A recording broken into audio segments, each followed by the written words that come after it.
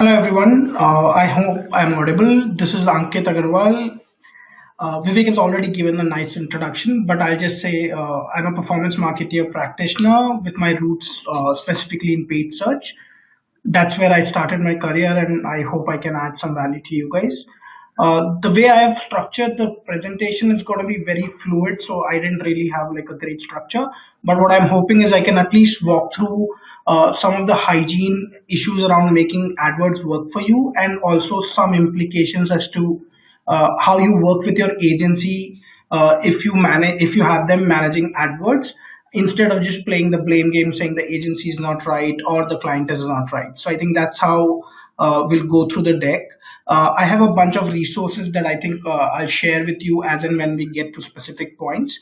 And I think we will take questions at the end of the session, but I'm happy to like address something in between as well, besides the chat window. Can I just get a confirmation if I'm audible or everything is all right? Okay, perfect. So I think the theme is making AdWords work for you, right? So the way I've structured it is some overall ground realities into understanding what AdWords is and essentially what it is not, and because it is very important to understand what the channel is capable of and how you have to play the channel, right? Uh, and it will have nuances around how some of the stakeholders will get involved. So you might have a Google representative talk to you into how you use AdWords. You might have your agency talk to you. So I think some ground realities on a very high level.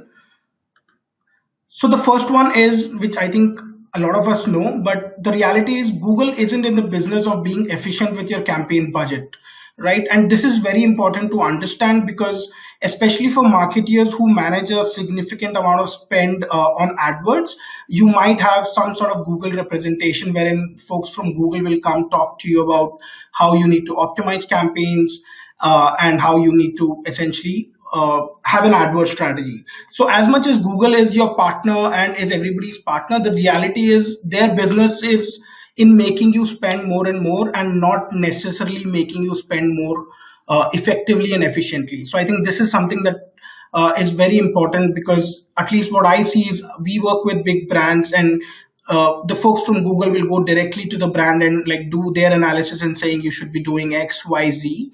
The reality of it is they are still going to be biased towards increasing spend on the platform, wherein as an in-house marketer or an agency would be more cognizant of not just spending budget but also meeting your KPIs or spending it more judiciously. So I think that is very important to like incorporate and understand when you look at AdWords and how you grow from there. The other thing that again us agency folks get a lot is search. Paid search globally is a high intent channel, and as a result, does phenomenal wonders when it comes to driving performance or driving that hard KPI. But what a lot of us end up doing is also assuming that the moment I switch on PPC, it's going to start moving the needle on my marketing KPIs and also on my business KPIs.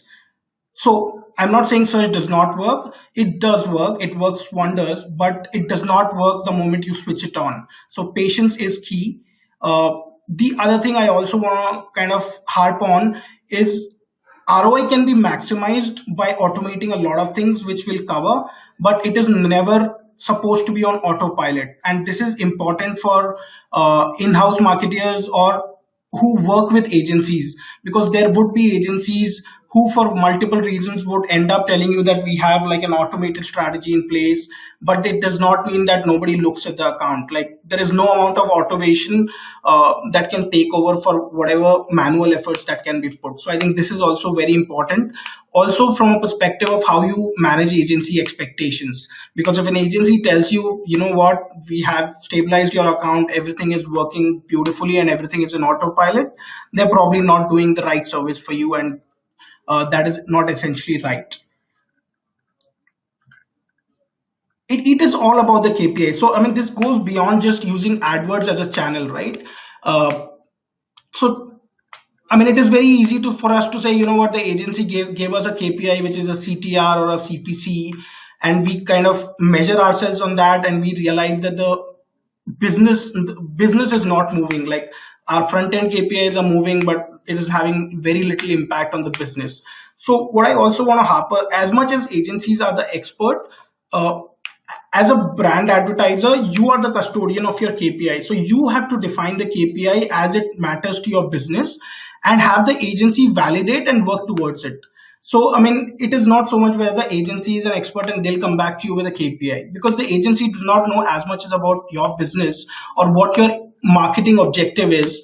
I mean, I just a simple example could be, the agency could come back with you on a CPA as a KPI, so cost per acquisition or a cost per lead. While that is great, but the reality could be, if you're an e-commerce business, you really don't care about cost per acquisition. What you care about is revenue and like return on investment, right? So it's essentially, you could have a cost per acquisition of 100 and you could have a cost per acquisition of 200, but the guy who's converting at 200 could be buying a basket size which is worth 10,000 versus somebody who converts at 100 and only basket size is only 2,000, right? So the agency could be measuring on CPA, but it is really you who understands your business and your business objectives. So you have to be the custodian of your KPI, and that's how you sort of work with your agency.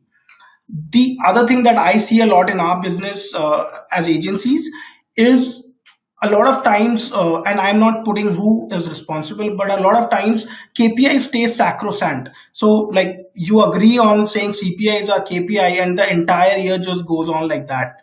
The reality of it is, the KPIs change. I mean, business changes, the KPI changes, right? So, for example, a simple AdWords journey could look like, wherein if you're a small business who's just getting on started with AdWords, you could start optimizing, or you could say my KPI is essentially CPA, right? But as you go on, you've had 3 months, 6 months, now you've seen that you have a good handle on a number of customers. Now you want them to transact on the platform. So then the KPI needs to be shifting as well, right? Because that's how you measure the platform differently then. So, and the other thing also is, how long have you been doing it? So I spoke about how AdWords will not immediately do wonders for you. So, I mean, you could start off an AdWords journey by just saying, okay, we'll measure it on CPCs, we'll measure it on CTRs, and on traffic on the website. So that could be a good starting point. But then you've done it for 3 months, you've done it for 4 months, you've done it for a month, depending on what kind of volumes you're seeing.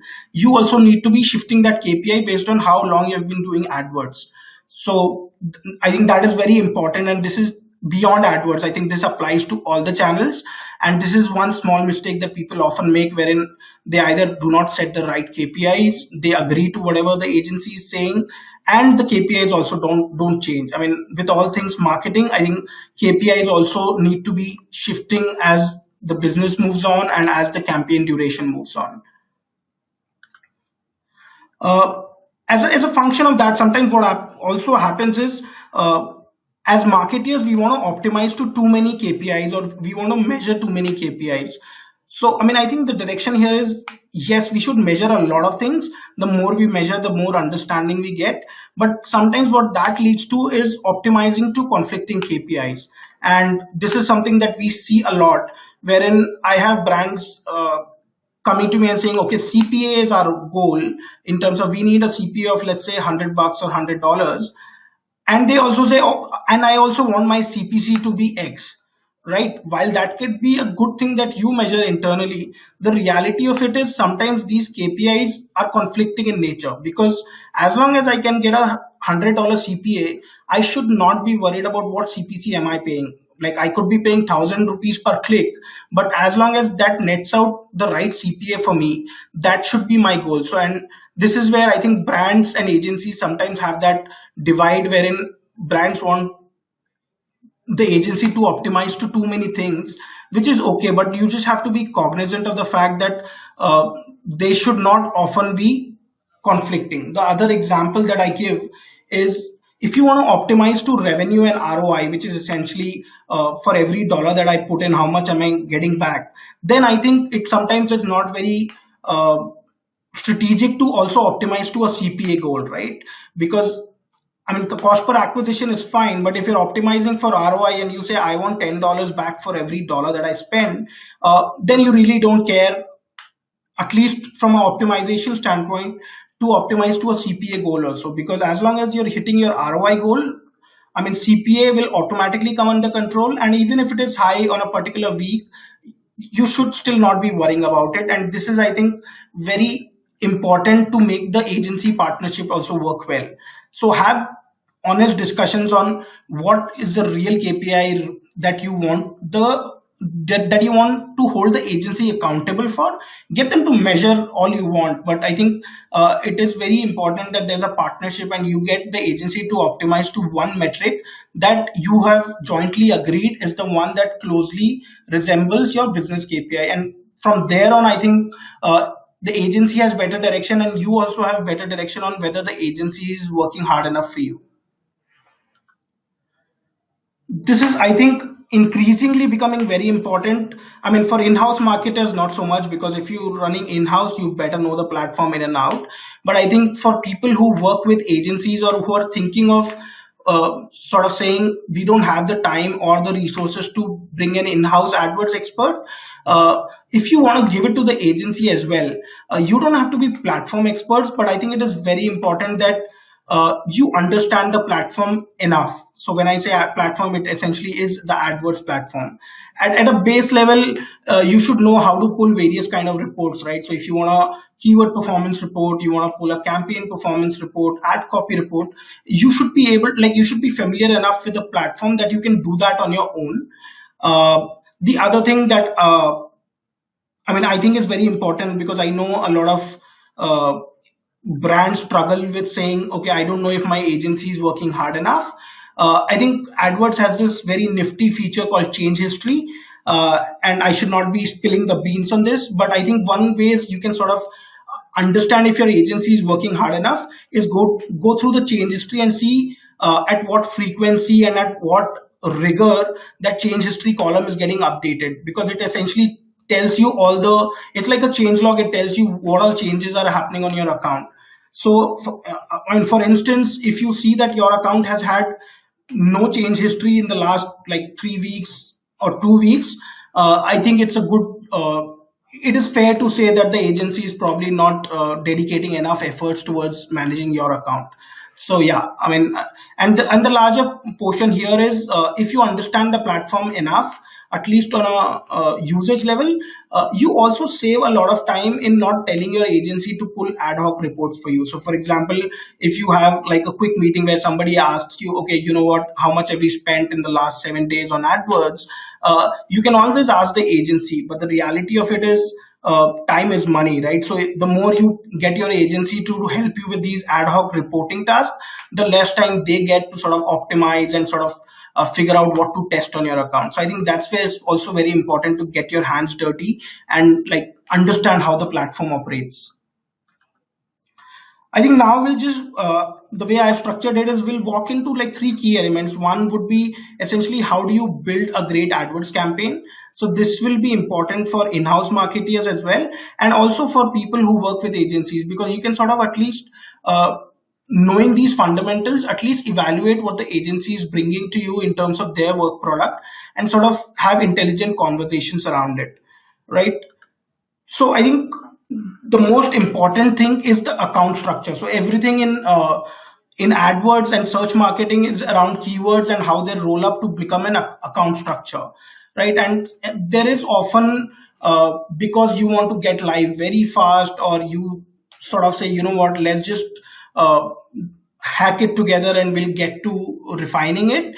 Account structure sometimes does not get as much priority, but the reality it is one of the most critical aspects of driving success out of AdWords.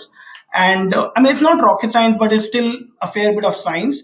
And I think the very basic rule of thumb that I recommend brands and people who work on AdWords is to essentially mirror your site navigation or the breadcrumbs that you have, right? So a very simple example could be if you're an e-commerce brand, you say, you know what, electronics is one category we sell. So you start an account structure wherein you say, you know what, I'm going to have electronics as my account. Then I'll have cameras. Then I have digital cameras. Then I have canon, which could be like essentially specific brands, right? So this is like a very simple example of how you think about account structure, but it is very important that you do that right, like before you start. So you should have a clear understanding of how you want your account essentially to look. And a great way is also thinking from a consumer perspective, and also thinking from how your site is structured, because that also determines which landing pages you might end up using. So we'll go into a little more of that. So I think another way, the way we look at it and the way I work with my teams on, is sometimes keeping it very simple. So site navigation is one piece of it. The other is, I say, build a funnel, right? So for example, the example that I've used is right now fairly simple. So what I have at the top of the funnel is something called a moonshot term. And I've taken an example of, let's say, how a KFC would go about doing a search funnel. So, for example, moonshot terms are terms essentially that are not directly related to what you are trying to sell, but they are closely related. This is very important, especially when there are brands who are trying to build a association with a certain category. So, in the case of KFC, what KFC would potentially want to do is build a strong association with all things chicken in terms of food, right? So for example, we could be building an account structure that starts with campaigns that have keywords like chicken biryani, tandoori chicken. And sorry for using this example, I was just hungry, so I ended up thinking about food. But the larger idea being, these terms will not necessarily be ROI profitable for you because they're far off from a consumer intent. But I think they are relevant when you're trying to establish yourself in the category, and you're trying to sort of build that association so that top of the mind recall happens. So it could very well mean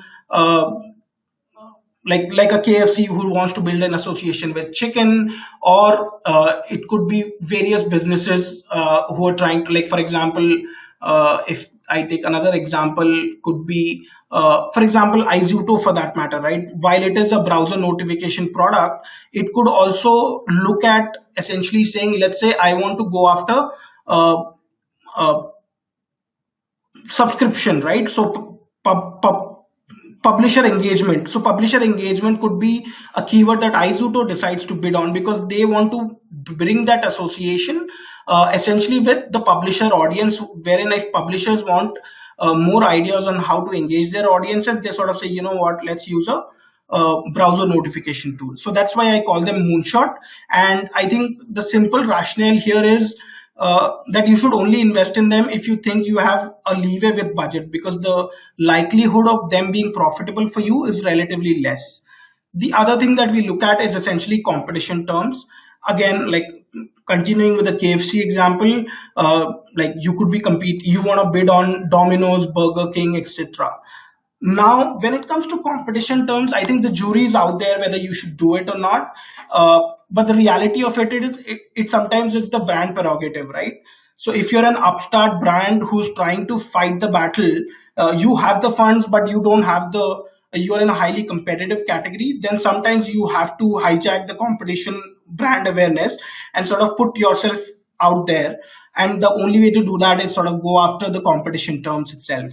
So again, relatively higher funnel, because the intent would be lower, because people are searching for that specific brand. So for you to drive them to your assets and sort of build that, it is expensive, but I think it's still very relevant, especially if you have the leeway on budgets and you sort of, you know what, you say, I need to become relevant in my category. So I think that's where you use competition terms. We come down to category, which becomes more and more relevant. So the other thing you'll realize is, as the way the funnel is structured, the volume opportunity will start reducing as you go down the funnel, but the intent will keep increasing, and that's how you sort of balance your AdWords performance, right? So you want more and more volume of conversions to come out, but you also want to control your cost per acquisition, or you want them to be more profitable. So this is how the funnel works, and this is how we think about when we structure AdWords campaigns, right? So you move to category, which is essentially, I mean, again, continuing with the KFC example, it could be saying, you know what, we are in the fried chicken category and these are the products we have to offer. So you could bid on words like zinger, Nashville chicken, etc. And if I take, let's say, a B2B example, it could be saying if you have a CRM product, you start bidding on like CRM sort of terms, right? So it's essentially saying what is our category about, and what are those terms that are existing in that category, and you sort of bid on those category terms, right? The last bit is brand. Again, larger brands have had challenges in saying, you know what, the brand is anyway somebody who's going to convert, why bid on it and why spend money. The reality is, sometimes I call it the cost of doing business, because if you're not bidding on your brand because you think I will get that traffic or get that conversion organically, you still can't stop your competition from doing so. So sometimes becomes cost of doing business. The other beautiful aspect about bidding on your brand terms is, one, they are the cheapest for you from a CPC perspective, and they also convert the best, right? So sorry. So it's essentially very it's imperative that you bid in your brand and you maintain almost like 100% share of voice. Uh, and so this is, there are multiple ways to look at the funnel, but I think this is, I've kept it simplistic. I'm happy to sort of brainstorm and answer questions around specific categories that you guys work on and you're struggling with it. But I think these are some of the ways of at least thinking. So even if the agency brings like an account structure and like a keyword theme to you, I think this should be a good directional guidance on how you can sort of validate if that makes sense or does not make sense. So I think that's what it is. So I think you should debate and brainstorm with your agency, saying if this is the account structure you're proposing, like what is the rationale behind it? Could we do it differently? Why not this? Why this? So I think not a lot of time gets spent when agencies and brands talk about like structuring accounts and sort of the strategy around it. With AdWords and with something like performance marketing, I think the objective a lot of times is, you know what, let's just start it, we'll optimize as we go, which is true, but I think it is very critical that a fair bit of time gets spent in terms of the hygiene bit. Right, so I think once we have done the account bit, the keyword selection, right, and like it is fairly obvious that all AdWords is all about keywords, but I think it's just not about selecting keywords, right? A few hygiene things that we look at is the keyword theming. So essentially, if you're there are multiple ways to sort of look at keywords, right? So you could just say, for example, KFC. You could just say, you know what, I will put all KFC related terms in one ad group, one campaign, and run with it. But the reality of it is, for example, KFC delivery or KFC store versus KFC online are two different themes, right? Because when somebody is searching for KFC online or KFC delivery, the consumer is more focused on figuring out, okay, how do I deliver food out of KFC? Wherein when somebody is searching for like a KFC store near me, they're more likely looking for a KFC store, right? So that's why keyword theming is important. Even if you have agreed on saying, okay, this is my brand campaign, you still need to be structuring and figuring out those keyword themes. Some rule of thumbs that we use is, ideally an ad group should not have more than 20 keywords, but I mean it is okay to sort of go 20-30 keywords per ad group, but you still cannot have like 100 keywords running in one ad group, because at that point you're fairly certain that the theming is not done properly, right? There is that opportunity to sort of break it apart and put it in three different ad group buckets instead of just one. And I think this is where if you spend time on the platform, you can sort of once in a while go into the platform, see if your agency is bringing at least that sort of rigor, wherein they have put some thought behind theming of campaigns and theming of keywords. The other thing that we often recommend, and other thing I have seen work well, is there is no scenario wherein you can know all the keywords that you want to bid on, because the opportunity and how consumers search for it is essentially like unlimited, right? So what we recommend is, we recommend starting small in terms of your keyword selection. So it could be like 100 keywords, 200 keywords, or 500 keywords, but then you keep expanding as you go. This is another tricky situation that sometimes happens when you work with agencies, is sometimes the approach that will be provided is to say, you know what, let's start broad and let's go very broad, and we'll keep coming down in term keep like concatenating or reducing the exposure. Because I mean the imperative could be just the agency wanting to spend a little more, or sometimes they're also right when they want to get all the learned data and keep optimizing. I think what I have seen work both as a in-house marketeer and as an agency performance marketeer is it is always okay to start small, uh, and then keep expanding as you move. So I think from a keyword selection and keyword theming is important. uh, but again, it just does not just end at keyword selection, right? So I mean, selecting what keywords we want to bid on and how we want to theme them is just one piece of the battle. I think two important things that need to happen when you select keywords and you sort of put it in action is the use of match types. And I'm assuming all of us here are familiar with AdWords, but for those who may not be, match types are essentially Google's way of saying how broad or how you want me to match this keyword with the user searches. So you have exact matches, you have broad match modifier, you have phrase, you have broad. So I think uh, you it is very important to understand how you associate match types on a campaign level. And the other thing is the bidding part of it. So while you might be using all match types for the same keywords, it's also imperative to understand how you bid on those keywords. It can't be that you have a keyword X which is running in exact broad and BMM, and the bids for that are all the same, and because that is detrimental, as I'll go into it.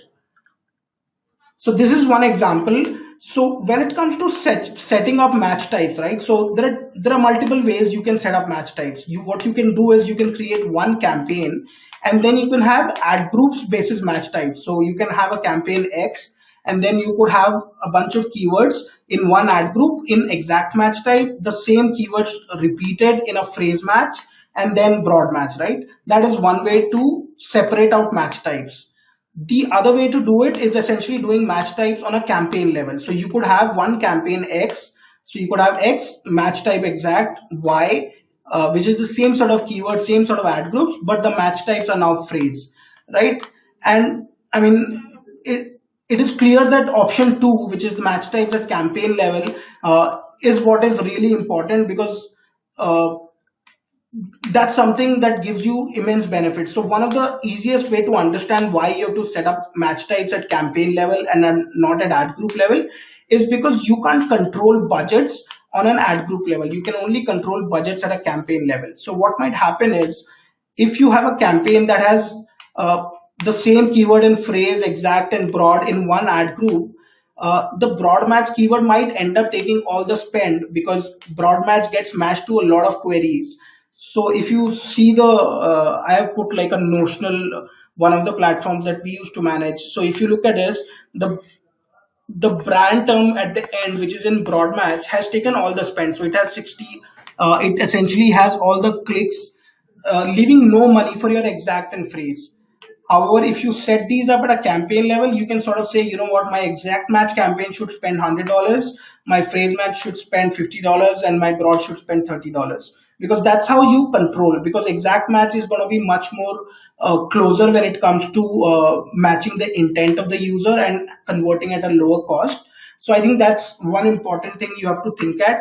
And another thing you can evaluate your agency with, right? So if your agency is not bringing this sort of rigor to you, then I think sometimes it's a matter of agency, because this requires some more effort, manual effort, but I think it's very important. So this is how I think you can look at it, your campaigns, if you're an in-house marketeer, or if your agency, if you have an agency, at least push them harder to sort of bring that sort of rigor to you, your campaigns, because it ends up giving significant exponential benefits. The other way we look at match types and how match types should be structured is a very simple thumb rule, wherein if you have an exact match campaign or exact match keyword, that should have the highest budget, right? And should have the highest bid. So we call this cascading bids. So, I mean, the structure is fairly clear, right? So you start with exact being the highest bid, the phrase being a little lower, and broad being the lowest. And the rationale is very simple, right?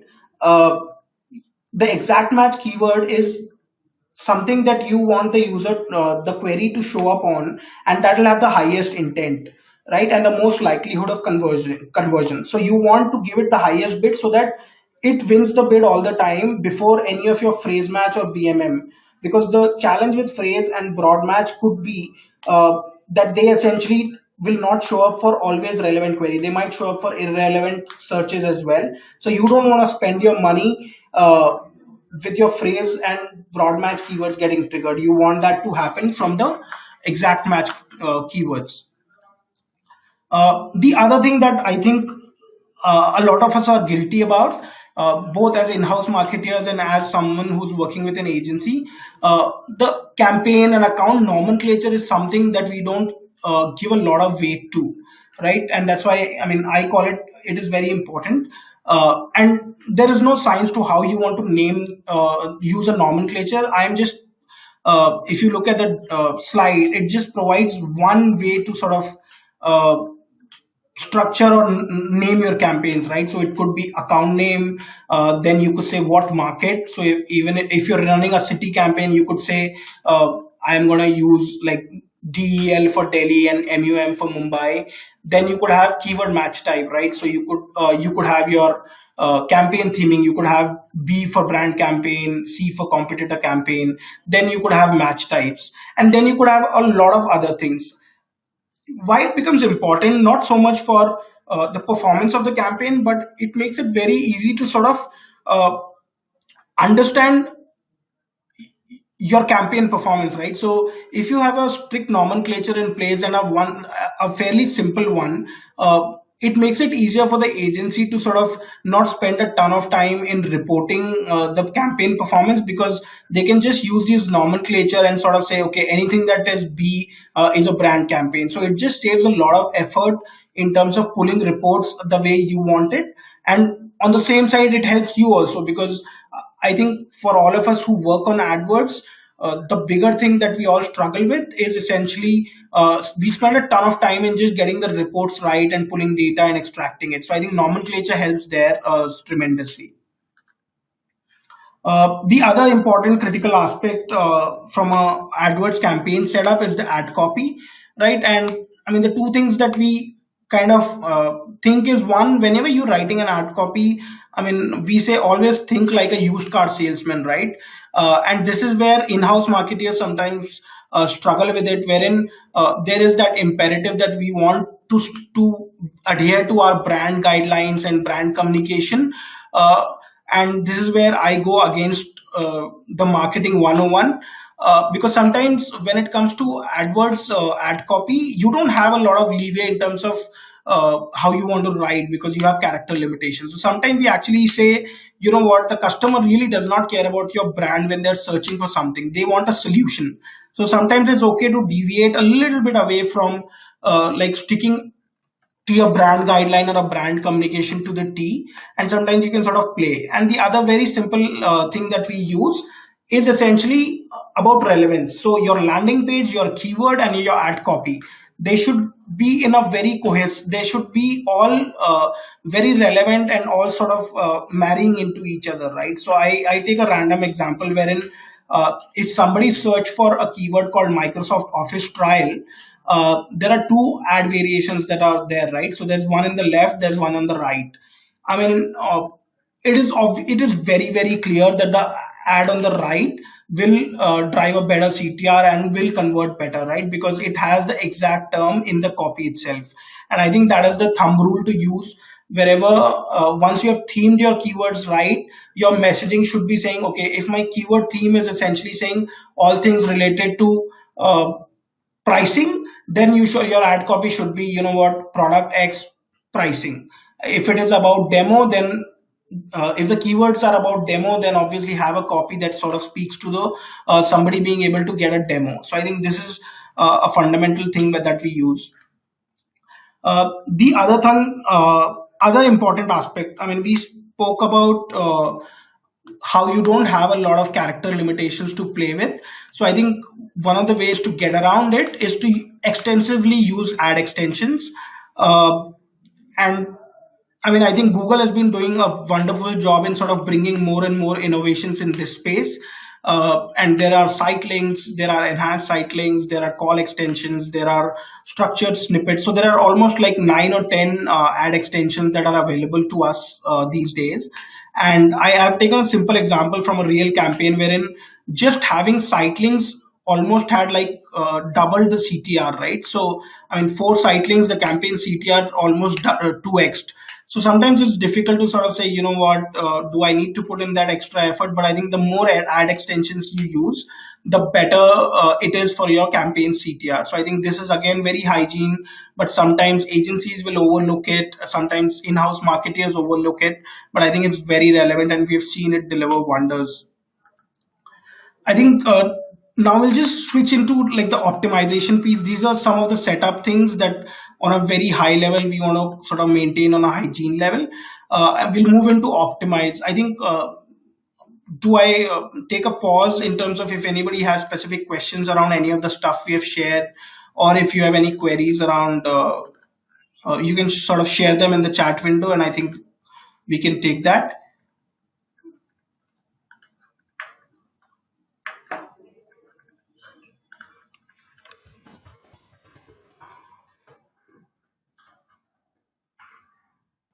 I guess there are none. Uh, so I think I'll just move ahead in terms of some of the higher level optimizations that you need to be looking at both as in-house marketers and also pushing your agencies to sort of deliver on those things. So, I mean, most of us will know the biggest lever from an optimization standpoint for AdWords is we call something as SQR, which is search query reporting. And I mean, the reality of it is SQR is the most valuable yet most underused optimization lever. Uh, when I say underused, it essentially means not everyone does it enough, right? So the way we see it is depending on which stage of AdWords maturity your account is, it should ideally be done on a daily basis, but at the very least, at least be done weekly. If your account has been, let's say, running for a year or two already and you have sort of stabilized everything, you still need to be mining for SQR, pulling the SQR reports, analyzing that on a weekly basis, right? And I think what do we want to get out of SQR are a bunch of things, right? So the easiest one is keyword harvesting, right? So I mean, if you're running a broad match keyword, the reality of it is there would be probably like 500 searches against that keyword with different variations, right? So it's very important for you and your agency to sort of say, you know what, of these of this one keyword that we bid on, we showed up against 500 different search queries, and 20 of them are delivering great performance, be it CPA, be it ROI, right? And then you say, you know what, let's take those search queries and add them as keywords to our account so that we can dedicate more spend towards them because they're working for you. So I think that is the uh, first and foremost. From a effectiveness, so how do you make your campaign now work harder? Right. The other simpler and still very relevant is keyword pruning, right? Because if you run phrase match keywords and if you run uh, like broad match keywords, there are good chances you will show up against irrelevant searches that probably consumers are searching for, you're showing up against, but are not really relevant to your business, and your business does not address those problems, right? So you look at your search query reports on a regular basis, you find out those keywords or search queries where a lot of spend is going, but nobody's essentially buying anything or it's not converting, right? So that's something you do on a regular basis.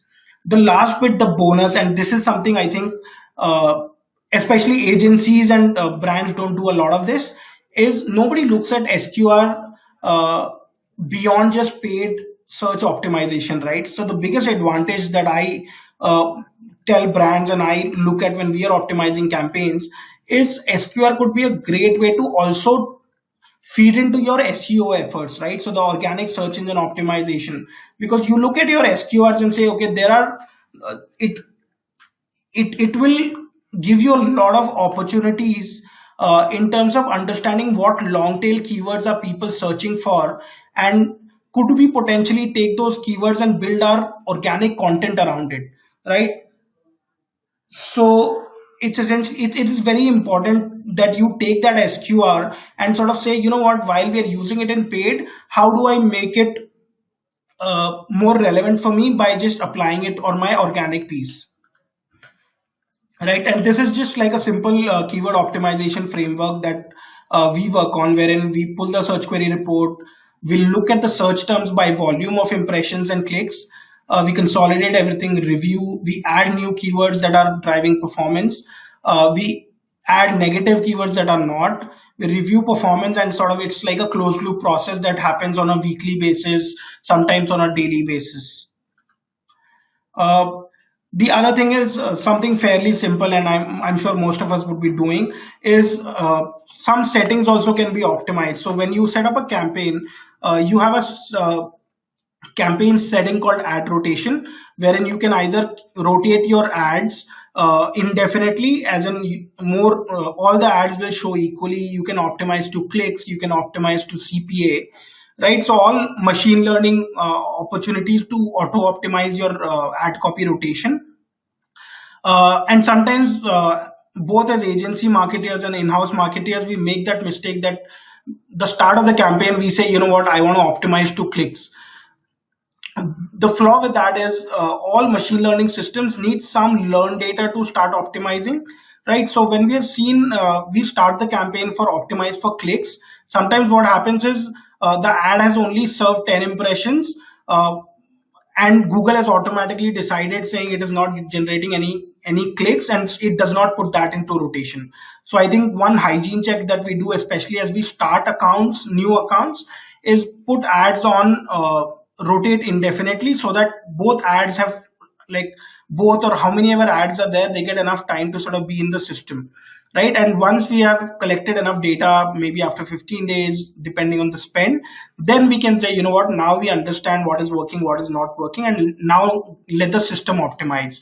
So I think this is another very hygiene optimization lever that sometimes gets overlooked. The other thing that does not happen a lot is Adwords fortunately gives you some interesting rigor around optimizing to specific time of the day and hour of the day, right? So the general practice is you don't look at it too much and say, you know what, the system will automatically decide if I don't have opportunity at 3 p.m., 3 a.m. in the night. Obviously, the system won't spend. But sometimes it is very imperative that you look at that data, and sometimes the result, the analysis will be phenomenal, right? So if you look at this anecdotal chart, you sometimes see at specific times of days, like you will see phenomenal differences in how your campaign is performing. So that is again something you need to optimize. And it does not mean that if your campaign is not performing at a specific time of the day or hour of the day, you sort of pause it on that time. You can sort of say, you know what, I want to bid lower on this particular duration, or you can say I want to bid higher. So you can sort of tweak and use it as a bid adjuster, and not just say, okay, whether I be in market or I not be in the market. Another fairly simple one is location. So AdWords also, even if you're running, let's say, a pan India campaign, AdWords allows you to sort of look at your performance by specific cities, by specific regions. So sometimes it is very simple as saying there's a particular market where our CPCs are very expensive and we're not getting conversion. So we can say, you know what, I don't want to spend money there. The other could be saying if we see a particular market that is doing very well for us, we can also decide saying, you know what, let me duplicate this campaign and just target that particular location so that I can allocate specific budget to it. So it's just a matter of looking at this data, and also pushing your agency to sort of at least on a monthly level, on a bi-weekly level, share this data with you, so that you can at least start putting that rigor and thought behind it, saying, do we want to really look at specific locations and how they are performing? Uh, the other aspect is like using bidding strategies, right? So AdWords and bid automation platforms like DoubleClick Search offer this option where you can automate your bidding strategy. So instead of manually adjusting bids on a daily basis, you can sort of tell the system, saying, you know what, I want a CPA of $20. You go bid whatever you want, right? So that is essentially like an automated bidding strategy. and they're very powerful when used right. So some of the things we stay away from in terms of how to use them is generally don't put bidding strategies, automated bidding strategies on brand campaigns, because for a simple reason that when you have a brand campaign and you have a bidding strategy, the system automatically decides saying, if I know the likelihood of conversion is low for me when I bid on this, it will not show the ad. And that's why for brand campaigns we put it on manual bid strategies, because we want to maximize our brand SOV. We don't want to lose any opportunity on somebody searching for our brand, even though the likelihood of them converting might be little low. uh, what we recommend bidding strategies for is essentially high CPA campaigns. So whenever the campaign CPA, like generic and competition terms often deliver high CPAs, and sometimes like just managing the manual bid adjustment on those can be a time consuming process. So we sometimes put them on a bidding strategy wherein we say, you know what, I need a CPA of X, and the campaign will only spend if it thinks it can give you that CPA, right? The only thing to take care of when you're setting up bid strategies is to have realistic goals. So when I say realistic goals, it essentially means that if you have historically been seeing $100 CPA on a campaign, when you put it on bid strategy, don't go about saying I want a $50 CPA, because the system then will not be able to spend anything, because it knows that it cannot give you a $50. Maybe start with 100, then go to 95, then go to 90. So that's how you sort of start setting CPA goals. Just give me a minute. But I'm just talking. I have no idea.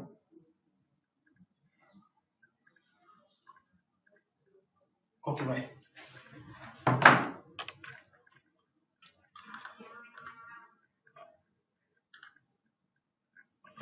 Right. So just quickly getting into measurement, right? So I think this is like a very high level guidance on how you audit campaign metrics, right? Based on the account structure. So when I say QS is essentially quality score, CTR, uh, conversion rate and CPC. So for brand campaigns, your typical quality score should be 9 or 10. The CTR should be high. The conversion rate should be very high. The CPC should be very low if you're running a product centric. So I think it just gives you a good flavor in understanding how to sort of uh, audit on a very high level what your campaign metrics should look like. The other thing we recommend is sometimes we get very aggressive in terms of measurement, and we want to look at our campaign performance daily and see what it has done for the day. While that is important, I think the beauty of a platform like AdWords is when you start seeing trends. So measure week on week, measure month on month, measure quarter on quarter, and then sort of see maybe on a particular day we had a bad day, but then on a week on week, how are we trending? How are we trending on a month on month? And are our volume scaling and our CPAs becoming more profitable? So I think this is where one of the importance is.